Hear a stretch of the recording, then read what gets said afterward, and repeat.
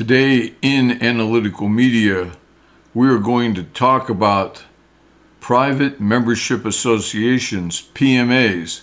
It's a sovereign citizen trick, it's a sovereign citizen lie, it's sovereign citizen nonsense.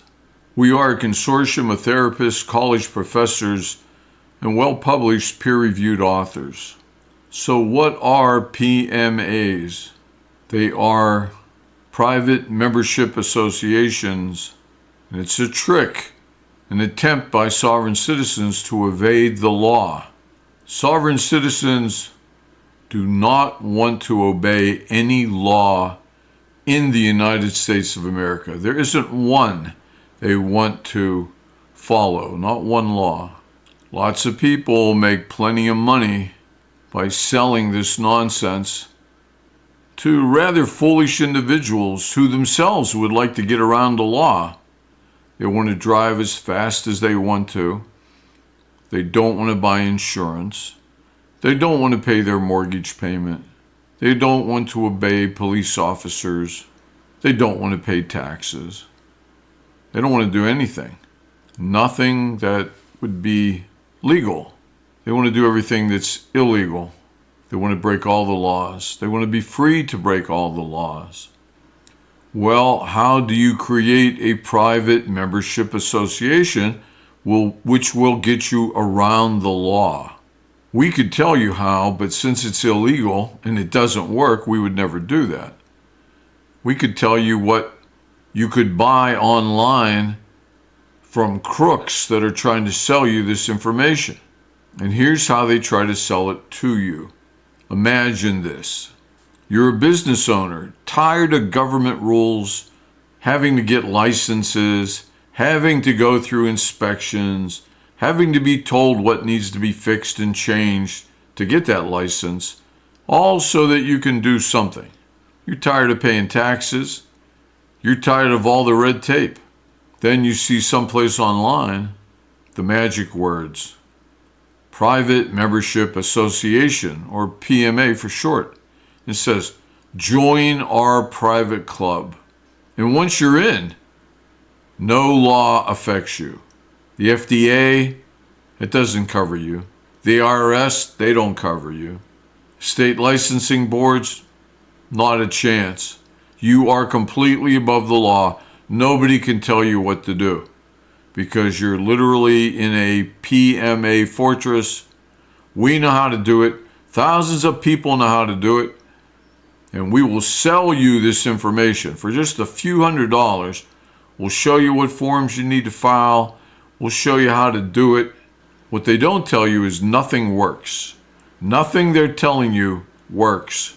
Thousands of people, from alternative health gurus to raw milk farmers to extremists, people who can't legally do what they want to do. They need a way around it, and they think they found it in the private membership association. But they haven't. Again, it's pure nonsense. But they fell for it hook, line, and sinker. Especially sovereign citizens. This is their forte. They want to escape the law, and this is just a different way for a business to escape the law. They think of a PMA as a get out of jail for free card. Yeah, you could get arrested, you could get your business seized, but all you have to do is show them the PMA certificate you have, and they can't touch you. The laws of America are for suckers. They're not for smart sovereigns who ignore the law, who are above the law, have found a way to do anything they want in this country. And they claim it's all protected by the First Amendment. In the First Amendment, it says you are free to associate. People can't tell you who you can have for friends and who you can hang out with and have meetings with, form a club with. Nobody can tell you who to do that with. You have freedom of association. But of course, freedom of association does not mean you can break laws, any law you want. You can sell bacteria-infected milk.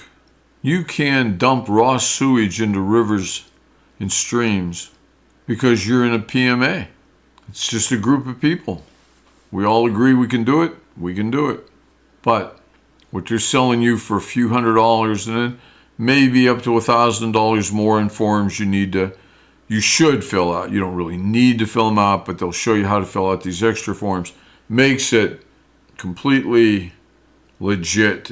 It closes all the loopholes. The police can't come to get you. No law can cover you because you're in a PMA. But every time a PMA has gone to court, and that's what will happen to you. You'll claim, oh, I'm above the law, then you'll get fined, then you'll get shut down, then you'll go to court, and when you get there, judges will laugh you right out the door. You will end up bankrupt, fined into oblivion, or behind bars. PMA scams are very prevalent, and they're becoming more prevalent as sovereign citizen ideology spreads more and more on the internet. We'll talk about an Amish farmer who was selling raw milk that made several people ill, could have killed them. We'll talk about a white supremacist group building a white-only compound. And at a higher level, one of the most shocking medical fraud cases that you've never heard of, the Blakely Clinic Empire, that promised miracle cancer cures. They took all your money and they never cured anyone, and they were shut down by the federal government. And here's how sovereign citizens try to entice you into buying their product. It says a PMA is a private contractual association where everyone signs a membership agreement. We all agree. It's not commerce. It's not open to the public. So supposedly no government regulations apply. You can sell raw milk. You can run unlicensed medical clinics. You can dodge taxes. Even exclude people based on their race. And here's how it works. Do they only sell their milk, their raw milk, contaminated, bacterially infected milk, to club members? Well, they do only sell to club members, but this is how it works. When you come in to buy the milk, you come in, it's open to the public, in you come, and you see the milk, and it's $3.98 a gallon. And so you say, okay, I'd like to buy a gallon, and they say, wait a minute.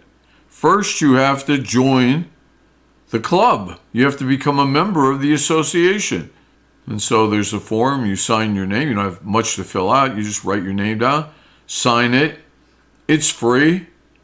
They put it away in a drawer. You're now a club member, and they'll sell you as much contaminated milk as you want to buy. Because after all, you're not selling just to anybody. You're selling to the club members only. But you're really selling to anybody that's willing to sign that form. That's it. All you have to do is write their name on the form, sign the form, boom, they can buy anything in the store. And to try to make themselves sound more legitimate, they will cite old Supreme Court cases like NAACP versus Alabama or Boy Scouts versus Dell. But here's the catch, courts always point out. These cases protect actual private groups from forced disclosures of members. They do not give you a license to break public health laws, commit fraud, or evade taxes. It's just that private groups cannot be forced to disclose who their members are. It has nothing else to do with PMAs. The IRS has a specific revenue ruling, it's 2004-6, which calls out PMA tax shelter schemes. Federal courts treat them as frivolous, sovereign citizen arguments. Judges have called them nonsense on stilts. Nonsense on stilts, that's a quote, and have done so for decades. Yet people fall for it, keep getting suckered in because they want something for nothing. They don't want to follow the laws of this country, which you follow, the laws that were written to protect everyone in this country, to make it possible for us to survive together. I will go and talk about the Amish Raw Milk Rebellion. It's the story of Amos Miller. He is an Amish farmer in Pennsylvania's Lancaster County. For years, he ran a thriving raw milk and meat business. No pasteurization. Pasteurization, you heat the milk to a certain degree, and the bacteria, at least the harmful bacteria, are killed. You don't need a state permit. He didn't have one. It's just pure product straight from the farm. The Pennsylvania Department of Agriculture came knocking on his door because raw milk is legal in PA, but only with a permit. Miller didn't comply. He didn't get a permit. He declared his operation a private membership association, a PMA. He says, we're not selling to the public. We're only selling to members. The government has no jurisdiction. In 2019, the federal government sued him over meat inspection violations. His meat wasn't inspected. They rejected his claim of being a PMA, and he paid, when it was all said and done, $85,000 in fines. And he signed a consent decree promising to follow the rules. He was going to be a good boy from now on. But he didn't stop. In January 2024, after E. coli illnesses linked to his products were published, were reviewed, were identified, state agents raided the farm. Miller's attorneys accused the government of lying in its affidavits.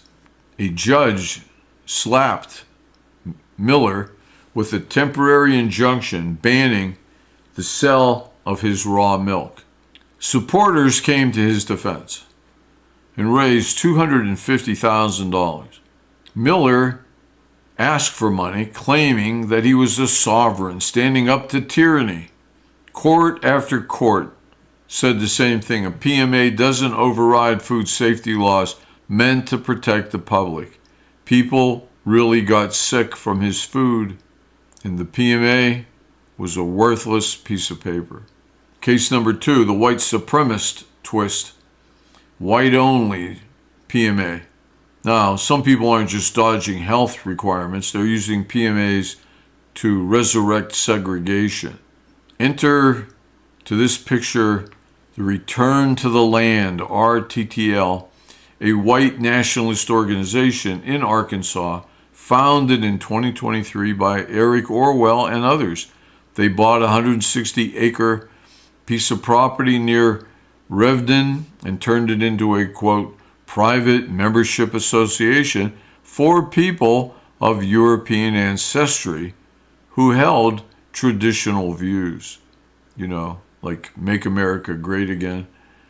Their pitch, buy shares in an LLC tied to specific lots, but only after PMA vetting that asks about your views on race, immigration, and transgenderism. No Jews, no people of color, no LGBTQ members. It was explicitly stated in their PMA and LLC structure. So they think that they can ignore the Fair Housing Act, which says you can't discriminate. They say you can because it's a PMA. Legal experts in the Arkansas Attorney General's office, they called it a textbook violation. Federal and state law prohibits racial discrimination in housing, period. You can't just rebrand segregation as a private club and make it legal. But some people would like to do that. Which I guess you could see it as, well, it's a good thing, as long as it's not you being segregated against. Then it would be a bad thing. Maybe you say, well, yeah, you could segregate against black people, brown people, yellow people, non-Europeans. This is all cool, thinking. But what if they wanted to discriminate against Jews? You might not think that was too cool, or maybe Catholics. Those are all two groups that the KKK did discriminate against and hang. They hung them. They were hanging them. The guys in the white sheets, they wanted segregation. And then you might be okay with it because you might be a white Anglo-Saxon Protestant type human being. And this all sounds, okay, it's cool.